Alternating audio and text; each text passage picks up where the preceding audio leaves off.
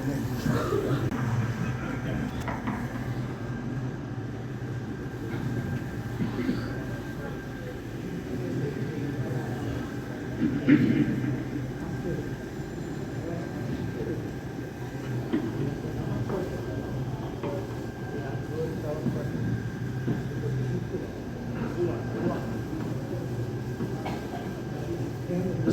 عليكم ورحمة الله وبركاته. إن الحمد لله نحمده ونستعينه ونستغفره ونؤمن به ونتوكل عليه ونعوذ بالله من شرور أنفسنا ومن سيئات أعمالنا. من يهده الله فلا مضل له ومن يضلله فلا هادي له. ونشهد أن لا إله إلا الله وحده لا شريك له. ونشهد أن سيدنا مولانا محمدا عبده ورسوله صلى الله تعالى عليه وعلى آله وصحبه وبارك وسلم تسليما كثيرا كثيرا. أما بعد، فأعوذ بالله من الشيطان الرجيم. بسم الله الرحمن الرحيم. ولتكملوا العدة ولتكبروا الله على ما هداكم ولعلكم تشكرون. وقال رسول الله صلى الله عليه وسلم: أحب الأعمال إلى الله تعالى أدومها وإن قل. رواه البخاري ومسلم، أو كما قال عليه الصلاة والسلام. صدق الله العظيم وصدق ما قال رسوله النبي الكريم، ونحن على ذلك لمن الشاهدين والشاكرين، والحمد لله رب العالمين. رب اشرح لي صدري ويسر لي أمري واحلل عقدة من لساني يفقهوا قولي. اللهم اجعلنا من الذين آمنوا وعملوا الصالحات وتواصوا بالحق وتواصوا بالصبر. الحمد لله। আল্লাহ সুবহানাহু ওয়া তাআলা লাখ কোটি শুকরিয়া যে রব্বুল ইজ্জত ওয়াল জালাল আমাকে আপনাকে সুস্থ রেখে মাহে রমাদানে জুমার সালাত আদায় করার জন্য আল্লাহর ঘর মসজিদে আসার বসার সুযোগ দিয়েছেন। এজন্য মহান রব্বুল আলামিনের কৃতজ্ঞতা জ্ঞাপন হচ্ছে কালিমাতুশ শুকর আদায় করি, সকলে বলি আলহামদুলিল্লাহ। আলহামদুলিল্লাহ। কিছুদিন পূর্বে আমরা মাহে রমাদানের অপেক্ষায় ছিলাম। রমজান মাস আসবে সেজন্য আমরা প্রহর গুনতেছিলাম, কিন্তু আজ মাহে রমাদান আমাদের থেকে বিদায় নিয়ে চলে যাচ্ছে। এভাবেই আমাদের জীবন থেকে মূল্যবান সময়গুলো অতীত হয়ে যায়। শুরু হতে না হতেই বিদায়ের ঘন্টা বেজে যায়। মাহে রমাদান আল্লাহ সুবহানাহু ওয়া তাআলা আমাদের জন্য বিশেষ নিয়ামত, কল্যাণ, রহমত, মাগফিরাত, নাজাত এগুলো দিয়ে ভরপুর করে দিয়েছিলেন। এত বড় কল্যাণ, এত বড় আল্লাহ পাকের রহমতের দোয়ার উন্মোচিত হওয়ার পরেও কিছু মানুষ মাহ রমাদানকে বিদায় জানাবে, কিন্তু হতভাগা হয়ে রমজান মাসকে বিদায় জানাবে। তিরমিজি শরীফের হাদিস 35-45 নম্বর হাদিস। আবু হুরায়রা রাদিয়াল্লাহু তাআলা আনহু থেকে বর্ণিত, তিনি বলেন: قال رسول الله صلى الله عليه وسلم: رغب أنف رجل ذكرت عنده فلم يصلي علي. আল্লাহর নবী মুহাম্মদ রাসূলুল্লাহ সাল্লাল্লাহু আলাইহি ওয়াসাল্লাম বলেছেন, রগিবা আনফু রাজুলিন, ওই ব্যক্তির নাম ভুলুণ্ঠিত হোক, ওই ব্যক্তির মর্যাদা ক্ষুণ্ণ হোক, ওই ব্যক্তির ললাট ধুলোয় ধূসরিত হোক, যে ব্যক্তির কাছে আমার নাম উচ্চারিত হয় আর সে ব্যক্তি আমার প্রতি দুরূদ পাঠ করে না, সালাত প্রেরণ করে না, সে ব্যক্তির নাক ধুলোয় ধূসরিত হোক। ورغب أنف رجل دخل عليه رمضان ثم انسلخ قبل أن يغفر له. ওই ব্যক্তির ললাট ধুলোয় ধূসরিত হোক, ওই ব্যক্তির নাক ধুলি মলিন হোক, যে ব্যক্তির কাছে মাহে রমাদান প্রবেশ করলো, মাহে রমাদান আসলো, রমজান মাস পেয়েছে, ثم انسلخ قبل أن يغفر له, আর ওই ব্যক্তির তার জীবনের গুনাহ খাতা মাফ করিয়ে নেওয়ার পূর্বেই আবার রমাদান মাস তার থেকে বিদায় নিয়ে চলে গিয়েছে। ورغب أنف رجل أدرك عند أبويه الكبر فلم يدخلاه الجنة ওই ব্যক্তির ললাট ধুলোয় দূষিত হোক, তার মর্যাদা ভুলণ্ঠিত হোক, সে লজ্জিত হোক, যে ব্যক্তি তার পিতামাতার কোনো একজনকে অথবা উভয়কে বার্ধক্য অবস্থায় পেয়েছে, অথচ পিতামাতার খেদমত করে পিতামাতার সন্তুষ্টি অর্জন করে সে ব্যক্তি নিজের জন্য জান্নাতকে কামাই করে নিতে পারে নাই, সে ব্যক্তি লজ্জিত হোক। এটা তিরমিজির হাদিস। মুস্তাদরাকে হাকিমের মধ্যে এটা ভিন্ন আঙ্গিকে এসেছে। নবীজি সাল্লাল্লাহু আলাইহি ওয়াসাল্লাম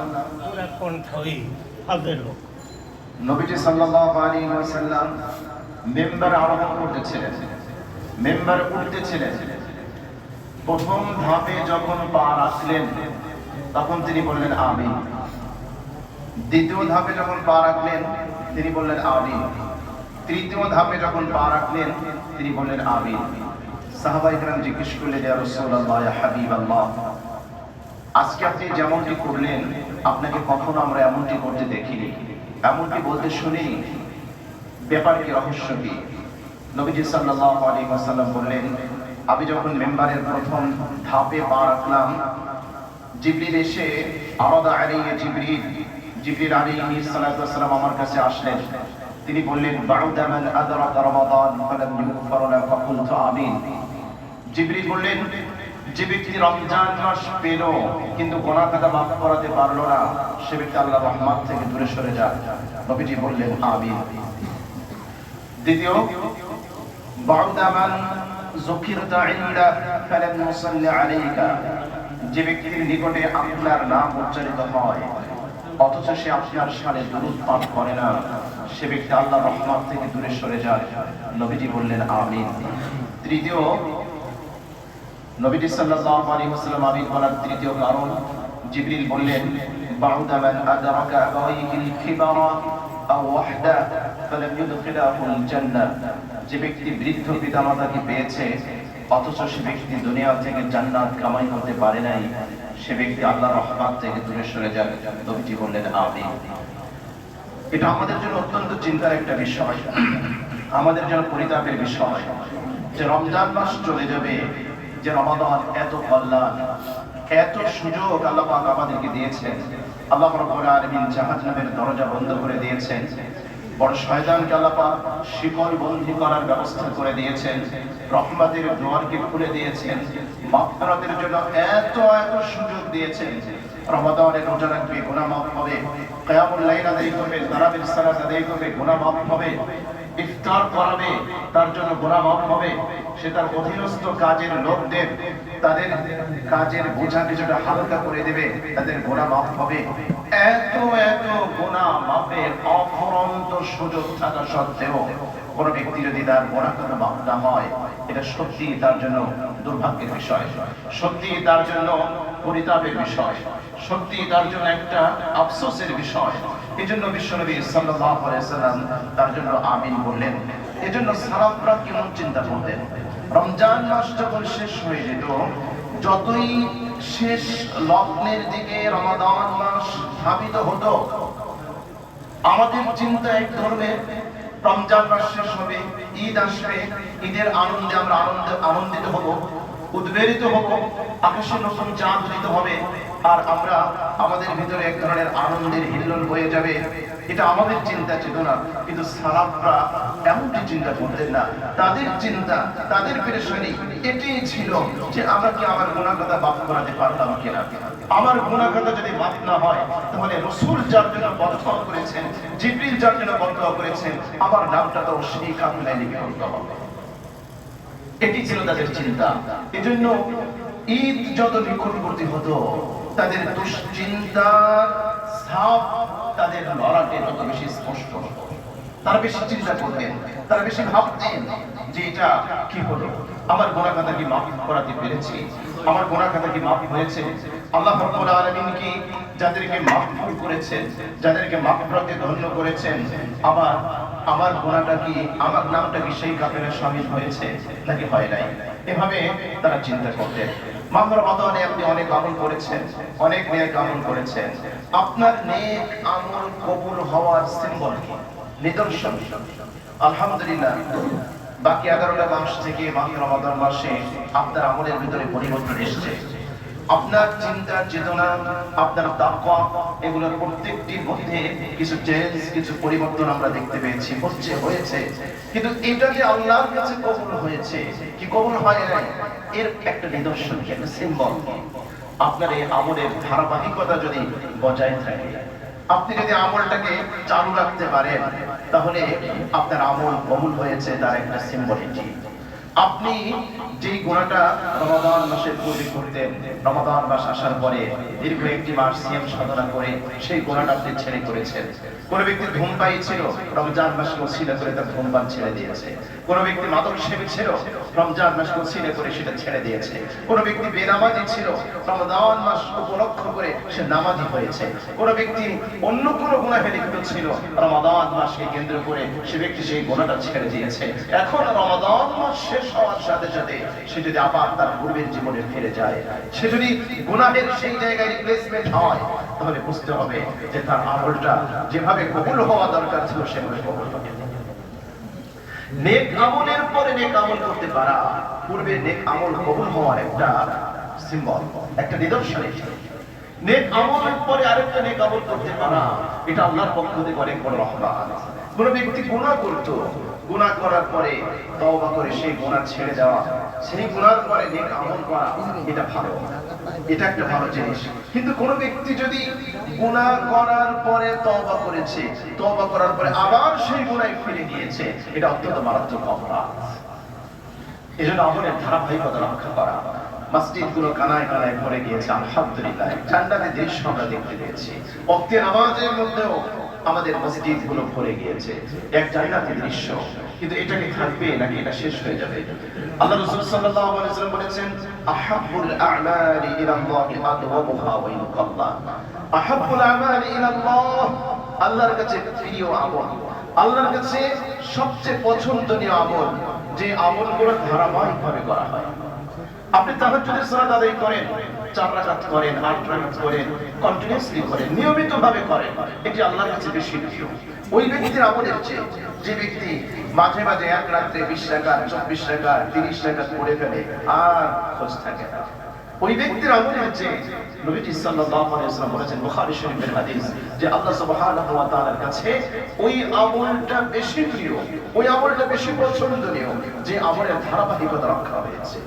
আলহামদুলিল্লাহ রমাদান মাস এসেছে, নামাজের ধারাবাহিকতা এসেছে, এটাকে আমাদের ধরে রাখতে হবে, এটাকে ছেড়ে দিলে চলবে না, এটাকে আমরা যেন ভুলে না যাই। মাহ রমাদানের শেষ লগ্নে আমাদের করণীয় কি? আমাদের সবচেয়ে বেশি করণীয় হচ্ছে এখন আল্লাহর কাছ থেকে ক্ষমা চেয়ে নেওয়া, আল্লাহর কাছ থেকে ক্ষমা প্রাপ্ত হওয়া, ক্ষমা প্রাপ্তদের তালিকায় আমার আপনার নামটাকে লিস্টেড করা, তালিকাভুক্ত করার জন্য আপনার চেষ্টা করা, যতটুকু সময় আছে। আল্লাহ রাব্বুল আলামিন তার প্রিয় বান্দাদের কোয়ালিটি বর্ণনা করতে গিয়ে কোরআন কারীমের মধ্যে বলেছেন, কানু কালিলাম মিনাল লাইলি মা ইয়াহজাউন ওয়া বিল আসহারি হুম ইস্তাগফিরুন।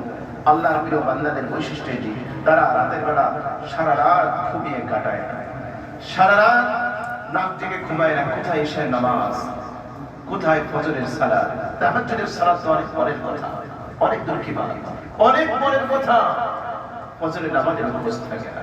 হে আমার প্রিয় ভাইরা, হে আল্লাহর প্রিয় বান্দারা, হে রোজাদার বান্দারা, আল্লাহ এটা কখনো একজন রোজাদার বান্দার সিফত হতে পারে না, কোয়ালিটি হতে পারে না। কত বড় আশ্চর্য বিষয়, সাহরি গ্রহণ করে ফজরের নামাজ না পড়ে ঘুমিয়ে গিয়েছে, সাহরি গ্রহণ না করে ফজরের নামাজ না পড়ে ঘুমানো, এ কেমন রোজাদার, কেমন রোজাদার এটি? অথচ আমরা জানি রোজার যে নামাজের স্তর মর্যাদাগত দিক থেকে আরো অনেক আগে, ইমানের পরেই হচ্ছে আপনার নামাজ। কোন মুসলমান কি ইচ্ছাকৃতভাবে নামাজ ছেড়ে দিতে পারে? নবীজি সাল্লাল্লাহু আলাইহি ওয়াসাল্লাম তিনি বলেছেন, আল ফারকু বাইনাল কুফরি ওয়াল ঈমান তারকুস সালাত। ঈমান এবং কুফরির মধ্যে পার্থক্য হচ্ছে সালাত। কাফের নামাজ পড়ে না, মুসলমান নামাজ পড়ে। আরে নামাজ না পড়া এটা তো কাফেরের স্বভাব, কোন মুসলমানের কোয়ালিটিটা হতে পারে না। নামাজ না পড়া কাফেরের নেচার, ক্যারেক্টার এটা মুনাফিকের ক্যারেক্টার। কোন মুসলমান দাবি করবে আর নামাজ পড়বে না, এটা কল্পনাই করা যায় না, এটা হতে পারে না। এটা কোন মুমিন কোন মুসলমানের সিম্পাথিটা না, কোয়ালিটিটা না। এটা কাফেরের স্বভাব বৈশিষ্ট্য, মুশরিকের বৈশিষ্ট্য, এটা মুনাফিকের বৈশিষ্ট্য। কত কত শব্দ কথা নবীজি বলেছেন, মান তারাকা সালাতা মুতাআম্মিদান ফাকাদ কাফারা। যে ব্যক্তি ইচ্ছাকৃতভাবে নামাজ ছেড়ে দিল সে কুফরি করলো। মান তারাকা সালাতা মুতাআম্মিদান ফাকাদ মারিআত মিনহু যিম্মাতুল্লাহ। নবীজি বলেছেন যে ব্যক্তি ইচ্ছাকৃতভাবে ফরজ সালাত ছেড়ে দিল সে আল্লাহর জিম্মা থেকে বের হয়ে গেল। ওই ব্যক্তির ব্যাপারে আল্লাহর কোনো জিম্মাদারি নাই, আল্লাহর কোনো দায়িত্ব নাই, আল্লাহ ওই ব্যক্তির দায়িত্ব নেবেন না। সুতরাং প্রিয় ভাইরা, রমাদান মাস এসেছে, আপনি নামাজি হয়েছেন, আপনার ভিতরে মুসলমানের ক্যারেক্টার এসেছে, আপনার ভিতরে মুমিনের বৈশিষ্ট্য এসেছে। খবরদার, রমজান শেষ হয়ে যাবে, আপনি যেন আবার সেই কাফের বৈশিষ্ট্যে ফিরে না যান, আপনি যেন আবার মুশরিকের বৈশিষ্ট্যে ফিরে না যান, মুনাফিকের বৈশিষ্ট্যে যেন আমরা ফিরে না যাই, এটা আমাদের খেয়াল রাখা দরকার।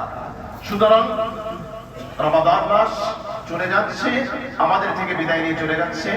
যতটুকু সময় বাকি আছে আমরা ইস্তেগফার বেশি বেশি করে পাঠ করি, আল্লাহর কাছ থেকে ক্ষমা প্রাপ্ত হওয়ার জন্য আপনার চেষ্টা চালাই, আল্লাহর কাছে বেশি বেশি করে দোয়া করি, বেশি বেশি করে মোনাজাত করি, আল্লাহর কাছে সাহায্য চাই, আল্লাহর কাছে সাহায্য প্রার্থনা করি, আল্লাহ রাব্বুল আলামিনের কাছে তৌফিক চাই। মাহ রমাদানকে আপনি কিভাবে বিদায় জানাবেন? এটা কি বিশ্বস্ততার সাথে বিদায় জানাবেন নাকি বিশ্বাসঘাতকতার সাথে বিদায় জানাবেন? কিভাবে মাহ রমাদানকে বিদায় জানালে এটা বিশ্বস্ততার সাথে, আমানতদারিতার সাথে রমাদানকে বিদায় জানানো হবে, আর কিভাবে মাহ রমাদানকে বিদায় জানালে বিশ্বাসঘাতকতার সাথে রমাদানকে বিদায় জানানো হবে? মাহ রমাদান আমাদের কাছে চার জিনিস নিয়ে এসেছে। কয় জিনিস? চার জিনিস। এক নাম্বার সিয়াম। রমাদান মাসে সিয়াম, রোজা আমাদের জন্য নিয়ে এসেছে। আপনি রমজান মাস চলে যাবে, আবার কখন এক বছর পরে রমাদান আসবে, তখন আপনি রোজা রাখবেন। এটা তো প্রিয় ভাই মুমিনের বৈশিষ্ট্য হতে পারে না, মুসলমানের বৈশিষ্ট্য হতে পারে না। এজন্য আপনি নবীজি সাল্লাল্লাহু আলাইহি ওয়াসাল্লামের বাতলানো যে তরিকা, যে পদ্ধতি, যে ফর্মুলা, প্রত্যেক মাসে আপনি 3 দিন রোজা রাখার ট্রাই করবেন। 13, 14, 15 আরবি মাসের 13, 14, 15 রোজা রাখার চেষ্টা করবেন। সোমবার, বৃহস্পতিবার রোজা রাখার চেষ্টা করবেন। তারপরে জিলহজ মাসের 1 থেকে 9 তারিখ পর্যন্ত রোজা রাখার চেষ্টা করবেন। আশুরার পূর্বের দিন, পরের দিন, যে কোনো একদিন এবং আশুরার দিন আপনি রোজা রাখার চেষ্টা করবেন। এই যে রোজার ধারাবাহিকতা, এটা যদি আমরা প্র্যাকটিস করতে পারি, আমরা চেষ্টা করতে পারি, তাহলে রমাদান যেই জিনিস নিয়ে এসেছিল আমরা সেটাকে ধরে রাখলাম। 2 নাম্বার, রমাদান আমাদের কাছে কিয়াম নিয়ে এসেছে, কিয়ামুল লাইল নিয়ে এসেছে, তারাবির সালাত নিয়ে এসেছে। এমনটি যেন না হয় যে আপনি ফরজ নামাজ পড়েন, আলহামদুলিল্লাহ আপনার জন্য ওয়েলকাম, আপনাকে স্বাগত, আপনার জন্য খোশামদেদ। কিন্তু একজন মুসলমান, একজন মুমিন, আপনি কোরআন পড়েন, কোরআনের ভিতরে দেখবেন আল্লাহর প্রিয় বান্দাদের অবস্থা কি। তাতাজাফা জুনুবুহুম আনিল মাদাজি'i ইয়াদউনা রাব্বাহুম খাওফান ওয়া তামাআ ওয়া মিম্মা রাযাকনাহুম ইউনফিকুন। আপনি প্রত্যেকটা জায়গায় দেখবেন মুমিনের কোয়ালিটি, মুমিনের বৈশিষ্ট্য দেখবেন যে আল্লাহ রাব্বুল আলামিন কোন সে বান্দাদের প্রশংসা করেছেন, কোন বান্দাদের গুণকীর্তন কোরআনে কারীমের মধ্যে করা হয়েছে। যে মানুষগুলো সারা রাত নাক থেকে ঘুমায়, এই মানুষকে কখনোই প্রশংসা করা হয় নাই। আল্লাহ রাব্বুল আলামিন বলেছেন তাতাজাফা জুনুবুহুম আনিল মাদাজি'i। কিছু বান্দা তো এমন আছে যাদের পার্শ্বদেশটা বিছানা থেকে আলাদা হয়। ইয়াদউনা রাব্বাহুম খাওফান ওয়া তামাআ, যারা আল্লাহকে ডাকে আশা নিয়ে, ভয় নিয়ে। কি আশা আর কি ভয়? আল্লাহর কাছে রহমতের আশা, যে আল্লাহ রাব্বুল আলামিন গুনাহ মাফ করে দিবেন। আবার ভয় আছে এটা যে আমি যে গুনাহ করেছি, অপরাধ করেছি, আল্লাহ রাব্বুল আলামিন যদি পাকড়াও করেন তাহলে আমার তো নিস্তার নেই, আমার নাজাতের কোনো ব্যবস্থা নেই। এই আশা, এই ভয় নিয়ে তারা আল্লাহকে রাখে। অবিম্মা রাসাকুল্লাহুম ইউনফিকুন, আল্লাহ প্রদত্ত সম্পদ থেকে সে ব্যয় করে। হে আমার প্রিয় ভাইরা, জীবনটা শেষ হয়ে যাবেই। জীবনকে যদি আপনি কাজে লাগান, সময় চলে যাবেই। দেখুন, এক ব্যক্তি নামাজ পড়ে না, সে জীবনে ধরুন 70টি বছর অতিবাহিত করেছে, কিন্তু কোনোদিন সে তাহাজ্জুদের নামাজ পড়ে নাই, কোনোদিন শেষ রাত্রে আল্লাহকে ডাকে নাই, কোনোদিন শেষ রাত্রে আরামের ঘুমটা ছেড়ে দিয়ে জায়নামাজে বসে 2 রাকাত 4 রাকাত সালাত আদায় করে চোখের পানি ফেলে মালিককে ডাকে নাই, রবকে ডাকে নাই। তার জীবন থেকে কিন্তু 70টা বছর চলে গিয়েছে।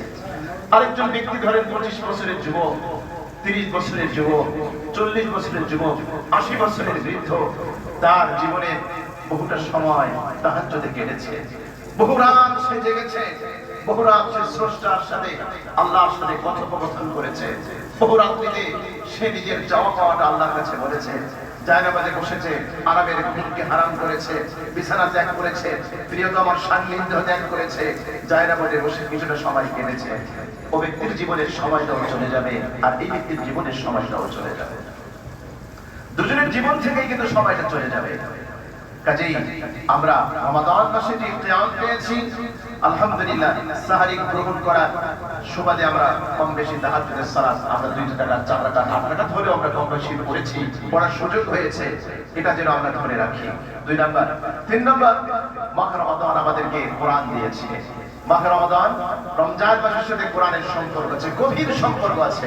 শাহরু রমাদানাল্লাযী উনজিলা ফীহিল কুরআন হুদাল লিন-নাস ওয়া বায়িনাতিন মিনাল হুদা ওয়াল ফুরকান। আল্লাহ রাব্বুল আলামিন বলেছেন, মাহে রমাদানে আল্লাহ রাব্বুল আলামিন কোরআন নাযিল করেছেন, যে কোরআনের মধ্যে মানুষের জন্য পথ নির্দেশ আছে, মানুষের মধ্যে মানুষের জন্য যে কোরআন গাইডলাইন দিয়েছে। মাহে রমাদান আমরা কোরআন যেন ছেড়ে না দেই। আলহামদুলিল্লাহ, রমজান মাসে আপনি কোরআন শুনেছেন, কোরআন পড়েছেন, কোরআন তিলাওয়াত করা, কোরআন শেখার একটা স্পৃহা আপনার মধ্যে এসেছে, আপনি কোরআনের সাথে একটা সম্পর্ক নবায়ন করেছেন। এটা যেন শেষ না হয়, এটা যেন আমরা ধরে রাখতে পারি, এটা যেন আমরা কন্টিনিউয়াসলি করে যেতে পারি। আপনি অল্প করেন, অল্প সময় করেন, হ্যাঁ, রমাদান মাস চলে গেলে আপনার আমলের পরিমাণটা কমাটা স্বাভাবিক।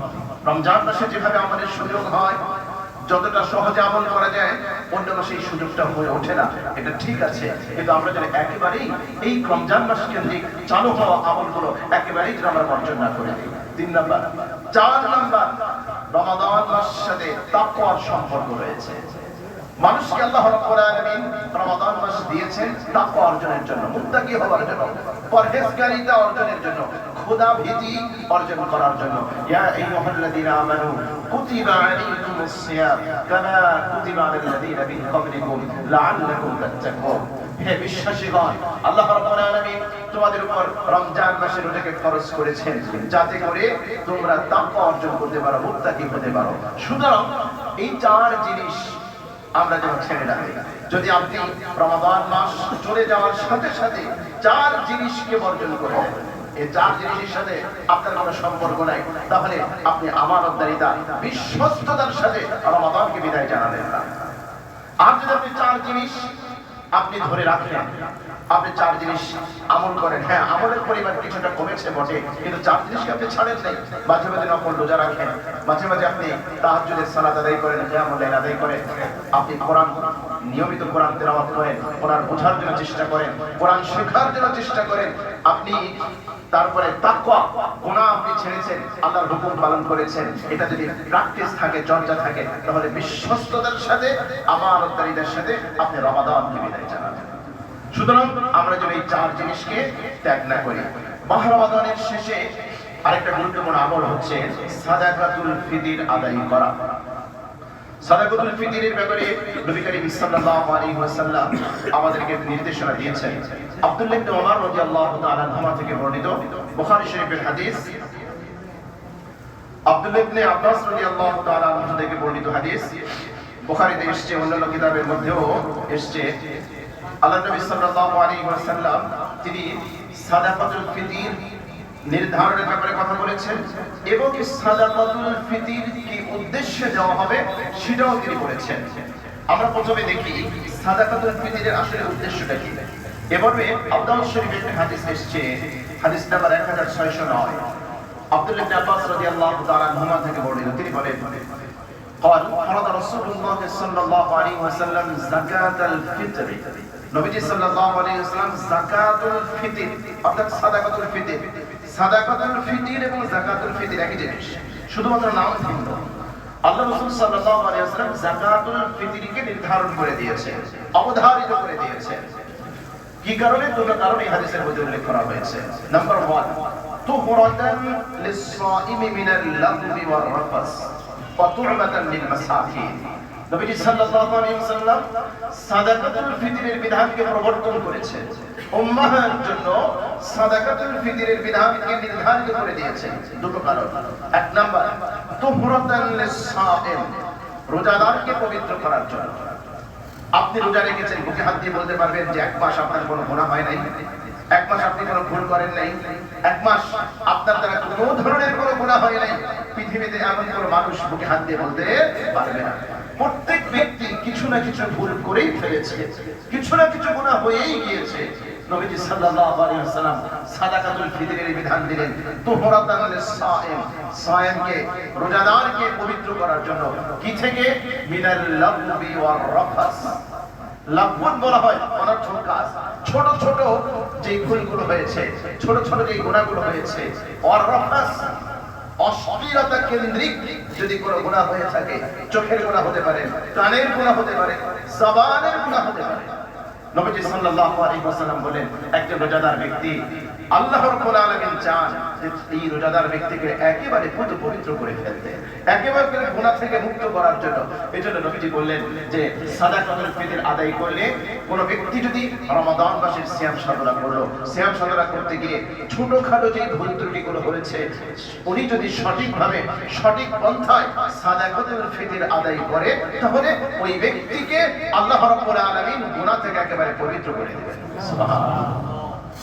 2 নম্বর, ওয়াতু'মাদান লিল মাসাকিন, গরীব মিসকিন, গরীব মিসকিন এই ব্যক্তিদেরকে আল্লাহ রাব্বুল আলামিন এই সাদাকাতুল ফিতরের মাধ্যমে একটা খাবারের ব্যবস্থা করবেন।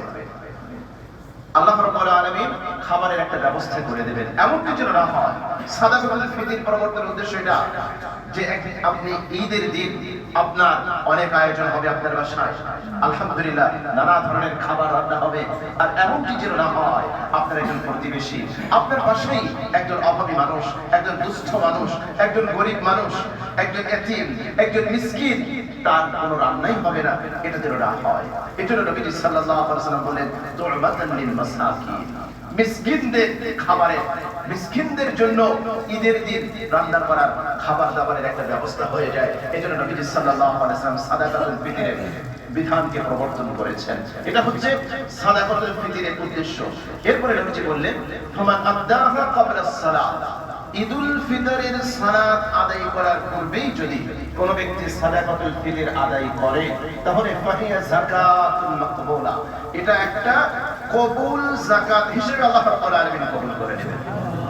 যদি আপনি সাদাকাতুল ফিতরটা ঈদুল ফিতরের সালাত আদায় করতে আসার পূর্বে আদায় করেন, ওমান আদাহা বা'দা সালাত ফাহিয়া সাদাকাতুন মিনাস সাদাকাত। আর যদি কোনো ব্যক্তি ঈদুল ফিতরের সালাতের পরে সাদাকাতুল ফিতর আদায় করে, তাহলে এটা সাধারণ একটা সাদাকা হয়ে যাবে। এটা কবুল যাকাত হবে কি হবে না সেটার ব্যাপারে কোনো গ্যারান্টি নেই। এজন্য আমাদের চেষ্টা করা উচিত আমরা যেন সাদাকাতুল ফিতরটা নামাজ আদায় করতে আসার পূর্বেই আমরা সাদাকাতুল ফিতর আদায় করব। প্রশ্ন হলো যে আমি সাদাকাতুল ফিতর কি দিয়ে আদায় করব? খাবার দিয়ে আদায় করব নাকি টাকা দিয়ে আদায় করব? এটা নিয়ে একটা বিতর্ক চলছে।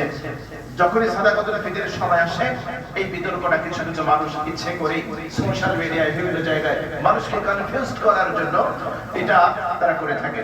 সাদাকাতুল ফিতর আপনি খাবার দিয়ে আদায় করতে পারেন, আপনি খাদ্য দিয়ে আদায় করতে পারেন, আবার টাকা দিয়ে আদায় করতে পারেন। দুটো দিয়ে যে কোনো একটা দিয়ে আপনি আদায় করবেন, সেটা আদায় হবে। যদি আপনি হুবহু হাদিসের উপর আমল করতে চান, তাহলে হাদিসের মধ্যে খেজুর এসছে, তারপরে জব এসেছে, জবের কথা এসছে, কিসমিসের কথা এসছে, পনিরের কথা এসছে, গমের কথা আসছে, যেগুলোর একটাও আমাদের মৌলিক খাবার না। বাঙালিদের একটাও মৌলিক খাবার। ঈদের দিন যদি আপনি 2 কেজি পনির, 3 কেজি 300 গ্রাম পনির নিয়ে একটা গরিবকে দেন, ভাই আপনি ভালো করে ঈদ করেন, বলেন যে পনিরটা তার উপকার হবে, সে খাবার খেতে পারবে না, খেতে পারবে না। হুবহু যদি আপনি হাদিসের উপর আমল করেন যে আল্লাহ রাসূল যা বলছে আমি তাই করব, তাহলে আপনি আটা নিয়ে গেলেন একজন গরিব মানুষ। এখন আটা তো গরিব মানুষের খাবারের, বড় লোকের খাবার। গরিব মানুষ ভাত হলেই তাদের চলে, তো চালের কথা তো হাদিসের মধ্যে আসে না। এজন্য দেখতে হবে যে গরিব কিভাবে উপকৃত হয়। আপনি যদি নগদ অর্থ প্রদান করেন তাহলে গরিব উপকৃত হবে, সে তার প্রয়োজন মাফিক সেটাকে ব্যয় করতে পারে। দুটো হাদিসে এসছে খাবার দ্বারা আদায় করা, 100 এসেছে 4 প্রকার খাবার। নবীজি সাল্লাল্লাহু আলাইহি ওয়াসাল্লাম খেজুরের কথা বলেছেন, কিশমিশের কথা বলেছেন, জবের কথা বলেছেন, পনিরের কথা বলেছেন। এই 4 প্রকার খাবার যদি আপনি আদায় করতে চান তাহলে 3 কেজি 300 গ্রাম। আর যদি গম দ্বারা আদায় করেন, আটা দ্বারা আদায় করেন তাহলে 1 কেজি 650 গ্রাম, আধা শ। এটাতে আপনাকে আদায় করতে হবে। এজন্য প্রথমে আমরা দেখি নবীজি সাল্লাল্লাহু আলাইহি ওয়াসাল্লাম বলেছেন, এটা বুখারীর হাদিস 1503, ফরদ রাসূলুল্লাহ সাল্লাল্লাহু আলাইহি ওয়াসাল্লাম যাকাতুল ফিতর সাম বিন তামার, এখানে খেজুরের কথা এসেছে, তারপরে সাম বিন শাঈর, জবের কথা আসছে, এগুলো এই হাদিসের মধ্যে এসেছে। আবার গমের কথা এসেছে। আবার টাকা দ্বারা আদায় করলেও সেটা দিয়ে সাদাকাতুল ফিতর আদায় হবে। মুসান্নাফ ইবনে আবি শাইবা, সনদ একেবারে সহিহ, এই হাদিসের সনদ সহিহ। তিনি একটি অধ্যায় কায়েম করেছেন, ফি ইতাইদ দারাহিম ফি যাকাতিল ফিতর, সাদাকাতুল ফিতর টাকা দিয়ে আদায় করার অধ্যায়। মুসান্নাফ ইবনে আবি শাইবার মধ্যে তিনি একটা অধ্যায় কায়েম করেছেন, ফি ইতাইদ দারাহিম ফি যাকাতিল ফিতর, সাদাকাতুল ফিতর টাকা দিয়ে আদায় করার অধ্যায়। এখানে একটা হাদিস তিনি উল্লেখ করেছেন, হাদাসানা আবু উসামা আন যুহাইর قال سمعت أبا إسحاق يقول أدركتهم وهم يعطون في صدقة رمضان الدراهم بقيمة الطعام। হাদিসটি মুসান্নাফ ইবনে আবি শাইবা এসেছে, দ্বিতীয় খণ্ড 398 পৃষ্ঠা, হাদিস 10371 নম্বর হাদিস এবং এর সনদ সহিহ। তো এখানে তিনি বলেন যে যুহাইর, তিনি বলেন সামিত আবু ইসহাক, তিনি একজন তাবিঈ ছিলেন। আবু ইসহাক বলেন আদরাকতুহুম, আমি বহু সাহাবায়ে কেরামকে পেয়েছি, ওয়াহুম ইউতুনা ফি সাদাকাতি রমাদান আদ-দারাহিম বিকিমাতি আত-তাআম, বহু সাহাবায়ে কেরাম যারা এই খাবারের মূল্য এটা দিয়ে তারা সাদাকাতুল ফিতর আদায় করেছেন। অনেক সাহাবায়ে কেরাম এটা আমল করেছেন। সুতরাং এটা বলার কোনো সুযোগ নেই যে টাকা দ্বারা আদায় করলে সাদাকাতুল ফিতর আদায় হবে না, এটা বলার কোনো সুযোগ নেই। আমি একাডেমিক আরো গভীরে এটার আলোচনায় যাচ্ছি না। এখানে আমরা আরেকটা হাদিস উল্লেখ করতে চাই, এটা মুসান্নাফ ইবনে আবি শাইবার হাদিস, হাদাসানা ওয়াকিউন আন কুররাতা قال جاءنا كتاب عمر بن عبد العزيز। মুসান্নাফ ইবনে আবি শাইবার আরেকটা হাদিস, হাদাসানা ওয়াকিউন আন সুফিয়ান আন হিশাম আন হাসান قال لا بأس أن تعطي الدراهم في صدقة الفطر। মুসান্নাফ ইবনে আবি শাইবার হাদিস, হাদিস নাম্বার 10370। হাসান বসরি রাহিমাহুল্লাহ তিনি বলেছেন টাকা দিয়ে সাদাকাতুল ফিতর আদায় করলে কোনো সমস্যা নাই। আরো বেশ কিছু হাদিস আছে, তো আর দরকার নেই। কাজে এখন সাদাকাতুল ফিতরের পরিমাণ হলো যে আপনি টাকা দিয়ে আদায় করতে পারেন, খাদ্য দিয়েও আদায় করতে পারেন, দুটোই জায়েজ, যে কোনো একটা দিয়ে আদায় করলেই চলবে। অহেতুক বিতর্ক, অহেতুক মারামারি ঝগড়া ফাসাদের কাছে আমরা যেন না যাই, আমরা যেন কনফিউজ না হই বা কনফিউজ তৈরি না করি। পরিমাণ কতটুকু আদায় করবেন? আমরা দেখেছি যে ইসলামিক ফাউন্ডেশন থেকে সর্বনিম্ন যে সাদাকাতুল ফিতর ধরা হয়েছে 100 কয় টাকা, 10 টাকা বা 15 টাকা, 110 টাকা পাবো, এটা হলো সর্বনিম্ন। এখন সাদাকাতুল ফিতর এই 110 টাকা 15 টাকা দিয়ে আদায় করতে হবে, বিষয়টা এমন নয়। আপনি যদি পনির ধরেন, পনির ইসলামিক ফাউন্ডেশন পনিরের হিসাব ধরেছে 2900 টাকা, 2900 টাকা ধরেছে। খেজুর যদি ধরেন, আপনি যে মানের খেজুর খান, যদি আপনি কি খেজুর খান, আজওয়া খেজুর দিয়ে ইফতার করেন, যদি কেজি হয় কত, 2000 টাকা, একটা হিসাব করে দেখেন তো, তাহলে 3 কেজির দাম কত আসে, 6000 টাকা, আরো 300 গ্রাম, তাহলে কত আসে? তো আপনি একটা ব্যালেন্স তৈরি ঠিক করবেন যে একেবারেও যদি কম না হয়, আর যদি কেউ বেশি দিতে চান আলহামদুলিল্লাহ দেওয়ার সুযোগ আছে, আপনি দিবেন। কিন্তু হুজুরি বা সাদাকাতুল ফিতর কয় টাকা? ওই যে 115 টাকা বা 10 টাকা ধার্য করেছে ওইটাই না। আল্লাহ রাব্বুল আলামিন যদি আপনাকে সামর্থ্য দিয়ে থাকে, আল্লাহ রাব্বুল আলামিন যদি আপনাকে সচ্ছল বানিয়ে থাকেন, সর্বনিম্নটা চিন্তা না করে আপনি সর্বোচ্চটা চিন্তা করেন, সেটা দিয়ে আপনি সাদাকাতুল ফিতর আদায় করার জন্য আপনি অগ্রসর হন, আপনি চেষ্টা করেন। তবে সর্বনিম্নটা দিয়ে আদায় করলে যে হবে না তা না, হবে, কিন্তু আপনার শান অনুযায়ী হয় না। আল্লাহ রাব্বুল আলামিন আপনাকে যে স্ট্যাটাস দিয়েছে, আপনাকে যে বিত্তশালী বানিয়েছেন, ওইটা অনুযায়ী হচ্ছে না। সেজন্য আপনি নিজেই চিন্তা করে আপনি সাদাকাতুল ফিতর এটা আদায় করবেন। কাদেরকে দিবেন? যারা যাকাত খেতে পারে, আপনি তাদেরকেই সাদাকাতুল ফিতর আপনি আদায় করবেন ইনশাআল্লাহ। ঈদুল ফিতরের দিন কিছু করণীয় আমরা খুব সংক্ষেপে বলবো।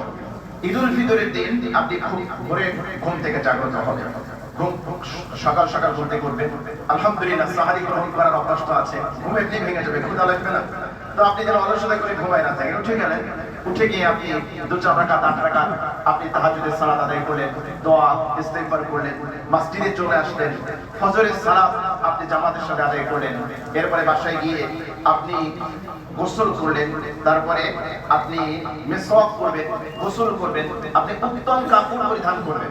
দেখুন উত্তম পোশাক, আপনার যদি 5টা পোশাক থাকে, 5টা পোশাকের মধ্যে কোন পোশাকটা ভালো আপনি সেটা করবেন। এটা যদি এরকম না হয় যে আপনাকে নতুন পোশাক পরতেই হবে, রাসূল সাল্লাল্লাহু আলাইহি ওয়াসাল্লাম নতুন পোশাকের কথা বলেন নাই, স্কলাররা নতুন পোশাকের কথা বলেন নাই, উত্তম পোশাক। আপনার 2টা পোশাক আছে, দুটার মধ্যে যেটা উত্তম, আপনি উত্তম পোশাক পরিধান করবেন, আপনি সুগন্ধি লাগাবেন। ঈদুল ফিতরের সালাত